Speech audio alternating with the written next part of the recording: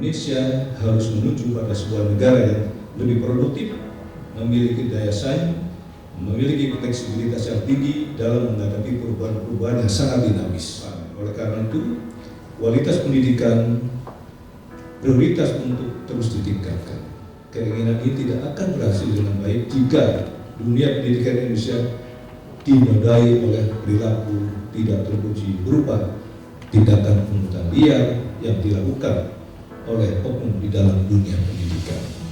Adapun salah satu kewenangan Satgas Anti Pungli adalah membangun sistem pencegahan dan pemberantasan pungli serta melakukan pengumpulan data, informasi dari kementerian, lembaga, dan pihak terkait lainnya dengan menggunakan teknologi informasi.